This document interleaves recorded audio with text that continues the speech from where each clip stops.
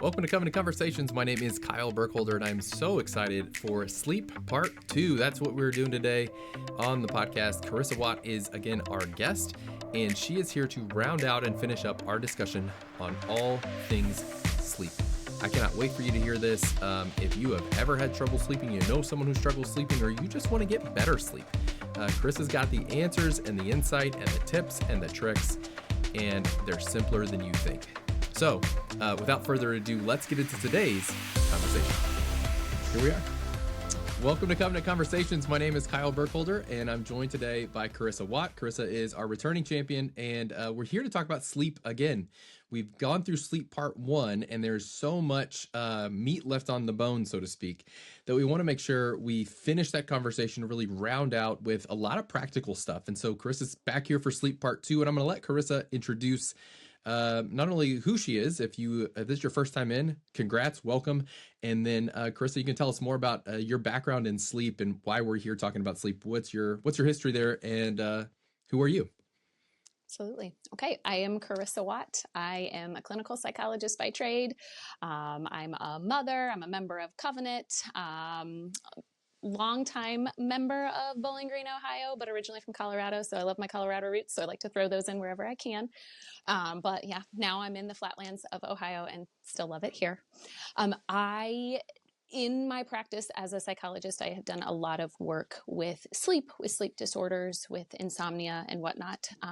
So a lot of knowledge about sleep. I also specialize in anxiety, and anxiety and sleep are very much related and go hand in hand.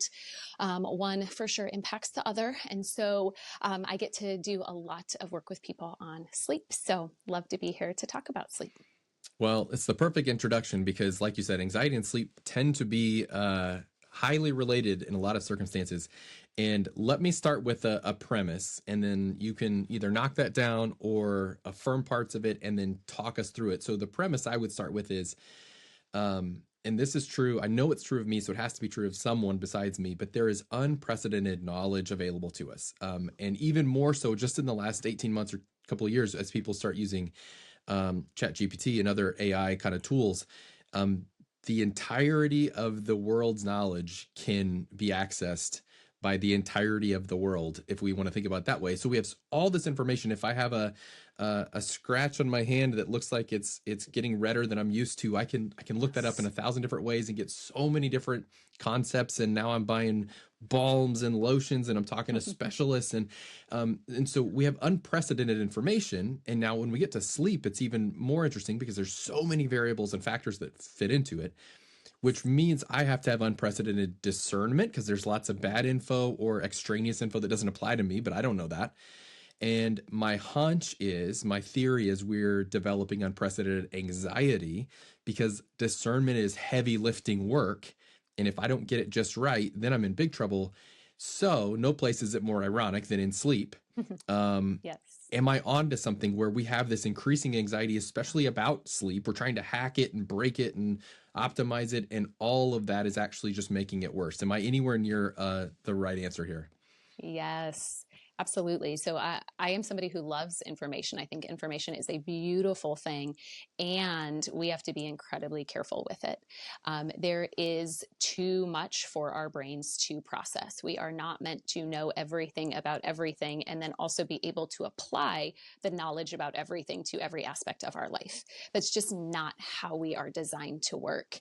And the desire, when there's a lot of information, the desire to do things perfectly skyrockets. And it becomes, if I don't do this exactly right and apply all of this knowledge in just the right way, then somehow I'm doing everything wrong. That amount of pressure that just sits on us all the time is just huge. And it creates paralysis. It creates anxiety. It creates worry that sometimes is needless worry. Because most of the time we're doing most things okay, and we might be able to add in a little something here or there, but the idea that we have to revamp everything that we're doing because we saw something on Instagram, probably not the case, but we feel that pressure to do it. And so then we build this anxiety, and anxiety in and of itself can be problematic, but when we're talking about anxiety associated with sleep, that becomes a huge problem. If we're anxious, we don't sleep right? So it does tend to backfire in this realm. So they build on each other. I mean, part of what I want to almost ask is, so you mentioned Instagram. It's a really helpful one. I think a big part of our audience is running into social media ads, and they're highly targeted for you. They kind of, without getting too weird about it, like they don't know you, but they know exactly what you're looking for and stopping on. And they're offering, advertisers aren't dumb. They're offering solutions to problems that it can probably suss out that you think you have. Yep. So do we need to be more cynical? I hate to say that, but do we need to be more cynical? So I will often have people bring me internet ads and be like, isn't this the thing I need? And I'm going, well, that's not, let's not be weird about it. It's not FDA approved. That's not, but people are like, I need this nutrition thing for my whatever dysfunction. And I'm like, that doesn't treat the same thing. That's like the greens pills. Let me take greens pills. If you take greens pills, whatever, AG1, whatever those things are. Yep. I'm not mad at you. Take them. I don't know what they're for.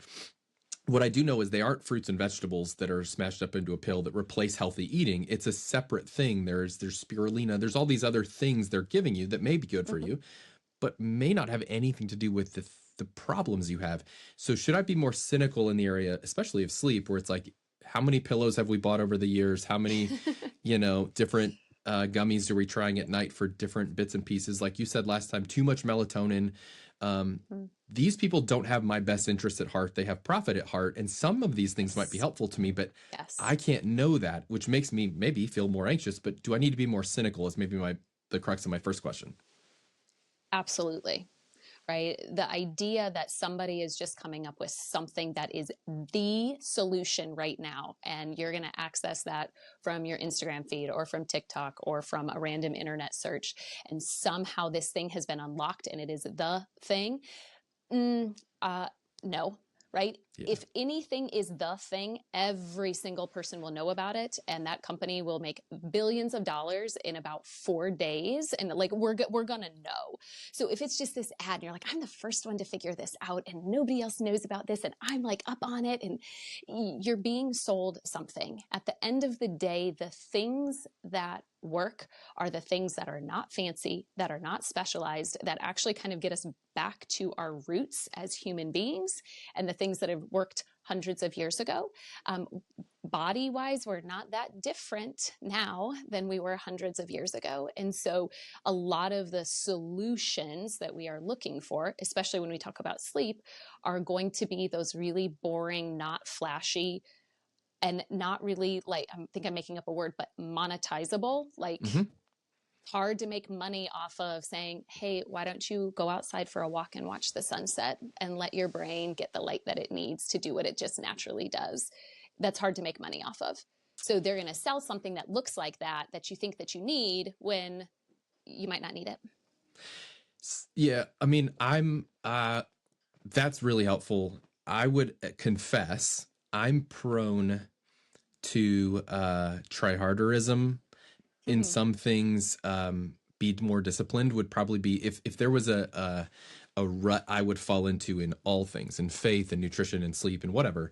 My thing would be, it's a discipline issue. It's always a discipline issue. And maybe there's a reflection of that in most things. And what you're, go to see the sunset, be disciplined to go see the sunset. And I take all the joy out of it. And that's its own problem that I have to deal with. But if it's not simply be more disciplined to put your phone down at 8 p.m., be more disciplined. If it's not simply that, maybe that's an aspect.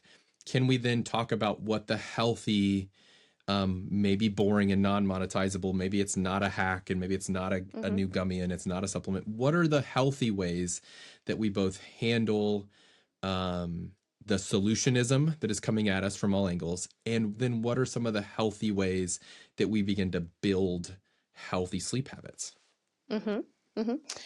So I think the first thing that we have to talk about is we have to eliminate this desire to try to go to sleep, right? So Hear what I'm talking about. What I want to separate real quick is if we're talking about severe insomnia, right, where people are not physically able to sleep for days at a time, that becomes kind of a medical issue. It is separate. That's not what I'm talking about here. But for people with kind of regular sleep patterns, sometimes they struggle to fall asleep. Sometimes they fall asleep okay, but sleep is imperfect, right? This is kind of the group of people we're talking about right now. Anything that you do to attempt to try to put you to sleep with that agenda is going to backfire, right? The second that you try to go to sleep, it turns into a challenge. It turns into something that's effortful. It makes it seem a little bit like a threat, and your body is going to respond by being activated, right? And because this is a challenge, it's just like if you had a race to run, your body is going to amp itself up versus allow itself to quiet down and naturally fall into that state of sleep that we talked about in the last podcast. So we want to avoid efforts to try to control this natural process. Now, we can be thoughtful about things that we do throughout the day. We talked last time about some tips, to help our body naturally just fall into the rhythm of sleep.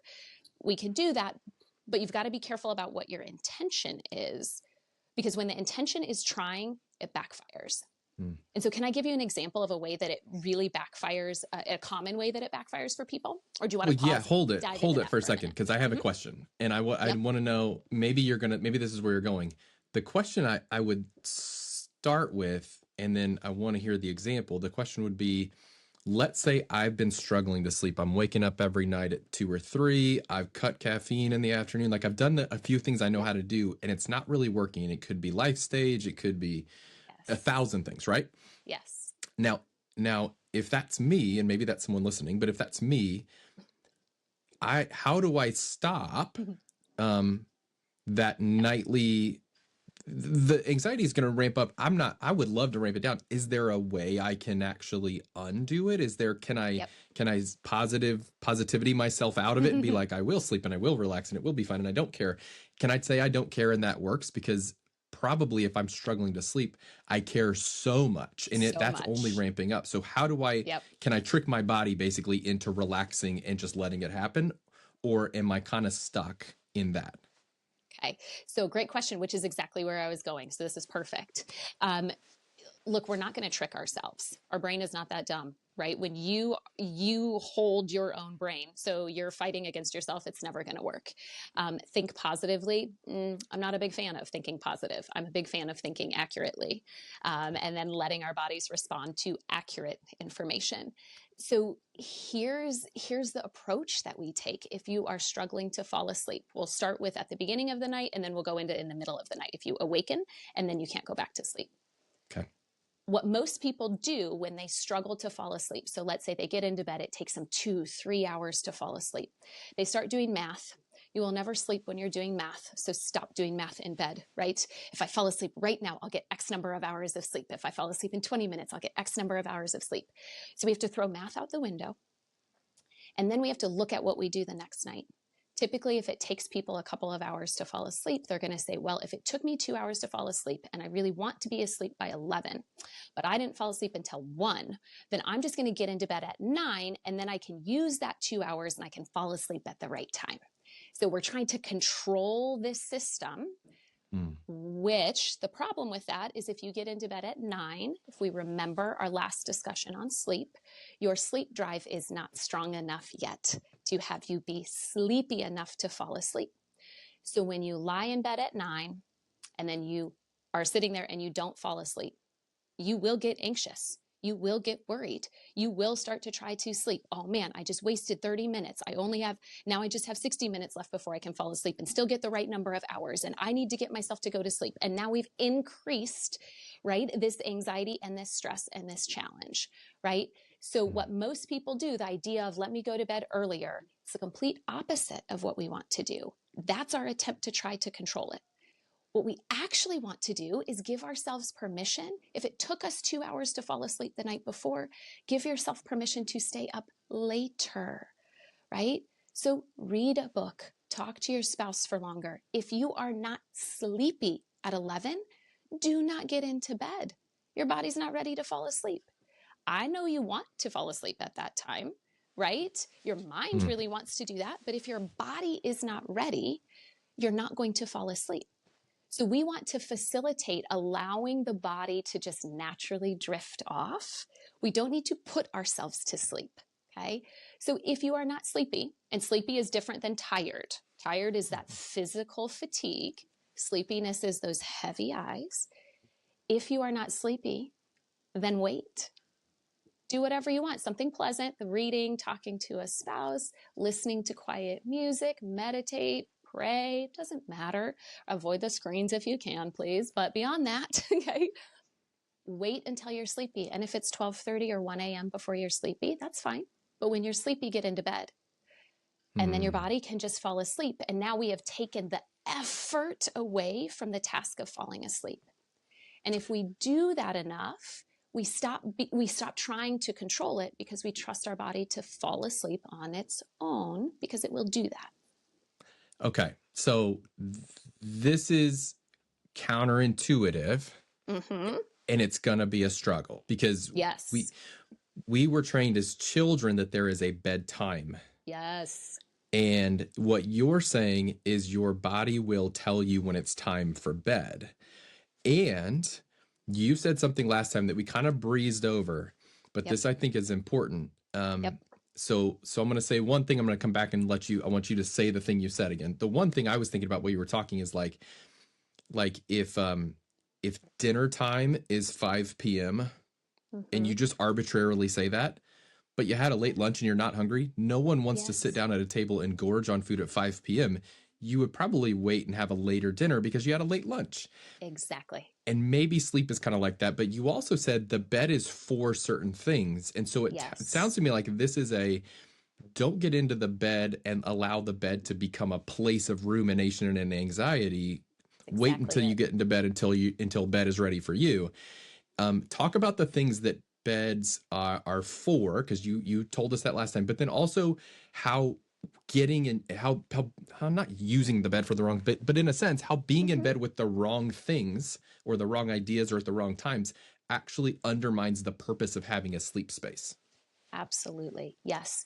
So our bed is for sleep and sex only. Okay. Because that we want to keep that space special, right? We want our body to respond to the bed, right, with sleepiness, with this relaxation response. And when you keep the bed protected, then your body learns all I really do in this bed are these two things, right? And so when you get into bed, really that body starts to be more and more sleepy and ready for sleep. It's called classical conditioning. Go back to Psych 101 if you'd like to. Pavlov's dogs, if you ever remember hearing that from a professor, right? We are using that response in our body here. And so by getting into bed earlier, by trying to control your sleep, you train your mind to say, when I get into this bed, I do something active. I am ruminating, I am worrying, I am trying to control something.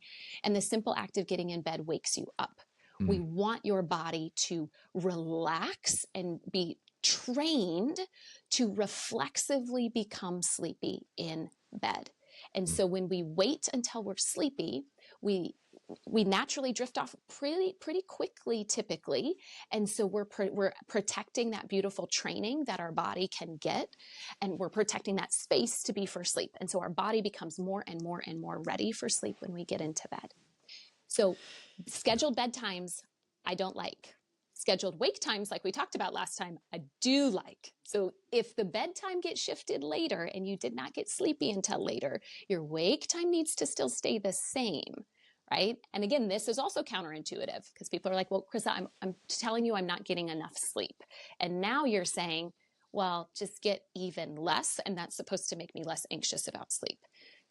Yep. And that's when I say, yeah, trust the process.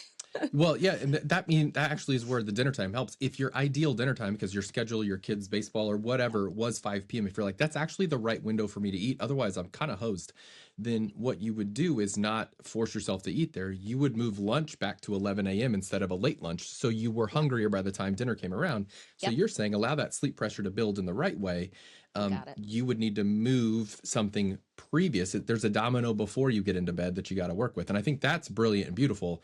The maybe I almost want to say, like, I want to give people a picture of the thing. If you're doing anything in bed other than sleep and sex, like what's something that you like, you're lifting weights in bed, or what's something that's dumb that no one would ever do. But ultimately, if you're doing anything other than being ready for sleep or sex in bed, you are effectively doing weights in bed, or you're what is this, Yes. some other, yeah, and so you're, Yes, it's almost like that's you have a not treadmill in your bed. Yeah. right, you're revving up, and that's Yes. super helpful. And I think something for people to think about, if you're like, I get in bed and I sit there for an hour, well, odds are pretty good you're on the treadmill in bed, which is not what it was designed for. And so wait, and I think that's brilliant and Exactly. super helpful, so thank you for clarifying that. Exactly, absolutely. And I think if we trust, right, that if you don't get as much sleep that night because you had to wait till you were sleepy to give yourself the ability to drift off without trying to control it, without feeling really anxious about it, you are going to probably be more tired the next day. That's okay. You have a higher sleep pressure, sleep drive, sleep hunger, however you want to describe the language for that. And the hope is over time, right, that pressure is going to kick in, and ideally you're going to become sleepier than maybe that 1 a.m. time, which Yeah. is not your ideal bedtime. And also, when people are trying to control their sleep and when they're getting anxious about their sleep, the expectation is that if I do something once or twice, it will work. Okay, we have to throw that out the window. Our bodies do not change fast. Okay, think about any weight loss attempts people may have had. You don't lose 50 pounds in a week, not in a healthy way, at least, right? It is slow and steady. Change in our body moves slow. And so when you're trying to approach your sleep a little bit differently, when you're saying, okay, I'm going to let myself wait until I'm sleepy, I'm going to let this sleep drive build up, I usually tell people you have to give some of these strategies at least 7 days to 14 days for your body to adapt and adjust. So if you say, I wasn't sleepy until 1 a.m., right? And then I did still get up at 6:30 or 7:30 a.m. to start my day, and I'm really tired. But you know what? Nighttime, my body's trained to rev up at night. So again, tonight, Carissa, I still wasn't sleepy till 1 o'clock in the morning. This isn't working. And I say, hey, it's a slow process. Stick with it. What we might see over time is that body is adjusting. It's learning to, it's training itself to fall asleep in bed and to be sleepy in bed. And all of that takes time. So if it doesn't turn around in 2 or 3 days, you're not doing anything wrong. And you're going to feel sleepy, and that's a bummer. And we can handle it. If you've ever been a parent, Yeah. you've been sleepy, you'll survive, right? We can do it. Yeah. Would you trade? I mean, that's the real question for us as we think about sleep. Would you trade 2, 3, 4 weeks of slight, weariness, and I'm working on 5 or 6 hours a night max, and I'm really kind of tired every afternoon? Would you trade that for 2 to 4 weeks in exchange for a reset at week 5 that begins to allow you to get that full 8 hours? And I think that's the trade-off. I think all of us would make that trade-off, but it's hard in the moment to know it's coming. It is hard, right? Because then you want to control it and you feel like you have to do something and you have to manage it. And this body is something that you have to fight to get it, responsive and under control. And we need to sometimes take that breath and to recognize we don't have to fight these bodies, right? We want to support our bodies. We want to be intentional about giving ourselves opportunities for good sleep, but we don't have to control this process. It's a natural body rhythm, right, that we can trust to work appropriately, right? And so we just have to give it space, and we have to kind of give it like the context for it to just operate well on its own, right? So I'm thinking about all this now, and I have these ideas in my head, and I'm going to try this. I'm listening. I'm going, man, I want to sleep better. I'm going to start trying these things. But like you said, things are slow to turn around. So let's assume that people who are struggling with sleep or want to sleep better and wish they could and been working on this, usually these are very engaged minds at night because you've been strategizing, you've been working. And so we're talking about racing thoughts and hyperactive minds and mental checklists, and we're working through all those things.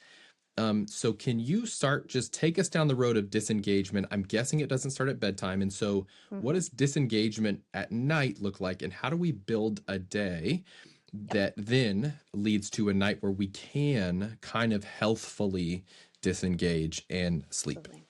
Yep, absolutely. So if you are somebody with a busy mind, schedule time during your day. 15 minutes, 30 minutes, it depends on how busy your mind is. Schedule a time before, ideally early evening, so prior to like 7 o'clock, and schedule a quote unquote worry time or planning time.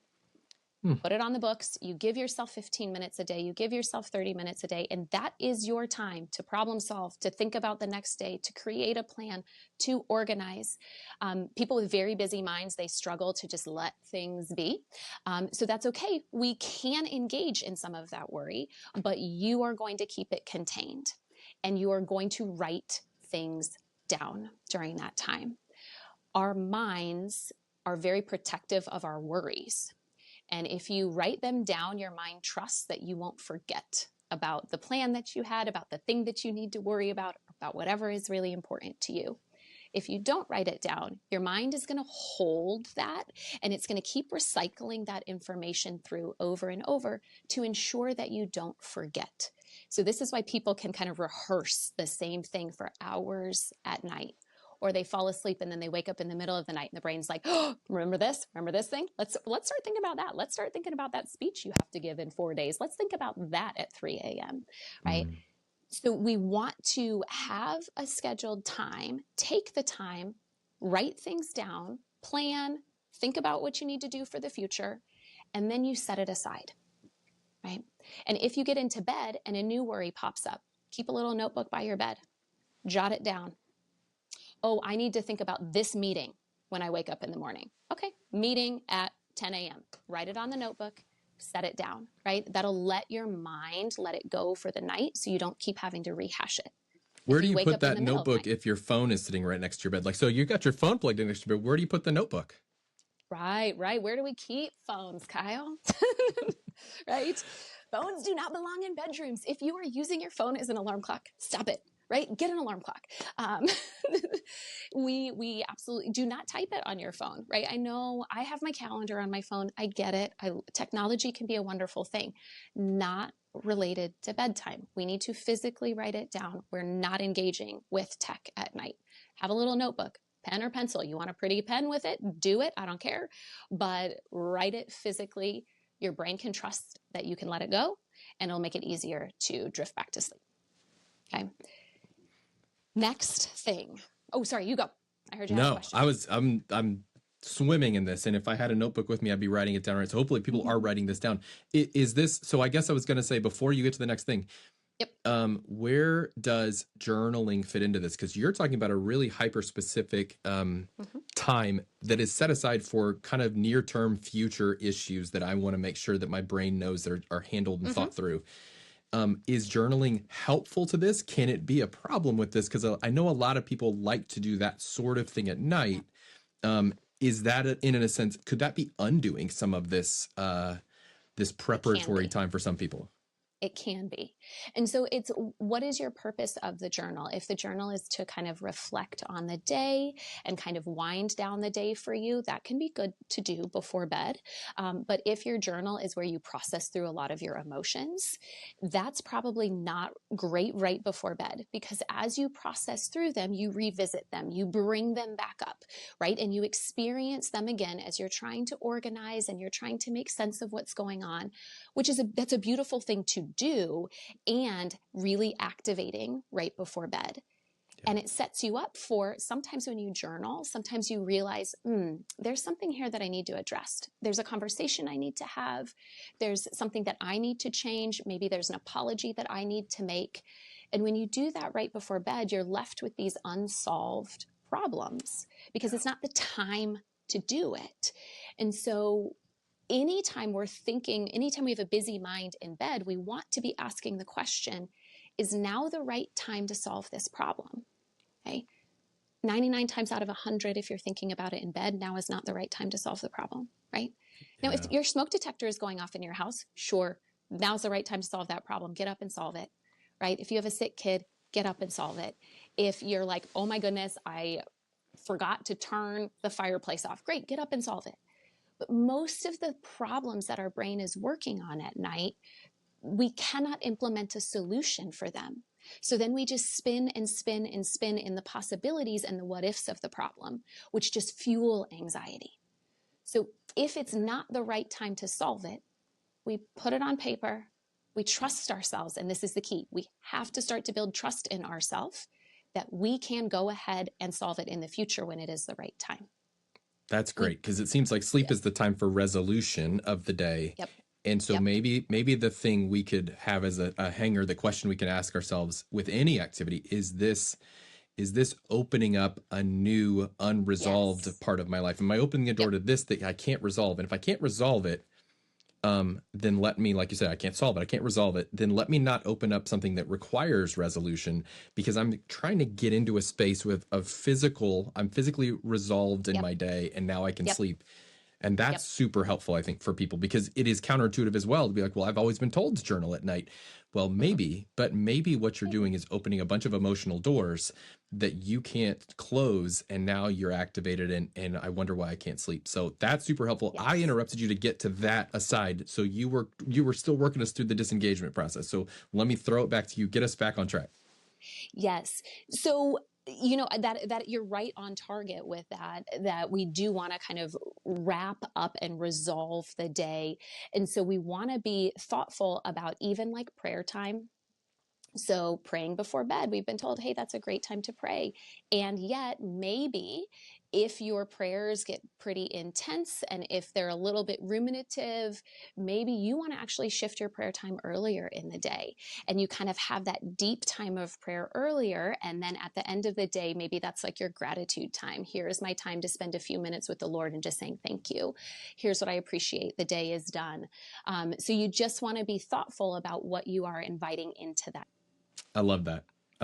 Okay, well, that's the perfect spot. We're going to end it there. And you do not have to change your life if you miss a couple good nights of good sleep. And yet there is hope for you. I think if you heard nothing else from Carissa over these multiple episodes, there is hope, and you were built and designed beautifully. And so engage in that and lean into that as you disengage at night. For the love of all things holy, put your phone away. If we're boring, listen to this podcast every night at sleep time. Maybe that's the key, but whatever it is, our goal and our prayer for each person listening is that maybe in some small way, this helps you get better sleep, more restorative sleep, so you might be more of who God designed you to be. So, Carissa, thank you for always being willing to share your wisdom. We're so grateful for you. And for the listeners, thank you for engaging with us yet again. We look forward to being back together for the next Covenant Conversations. Covenant Conversations is produced by Jake Trethaway and Robert McMahon. It's recorded at Covenant Church in the beautiful frozen swamp of Bowling Green, Ohio. For more information, visit bgcovenant.org.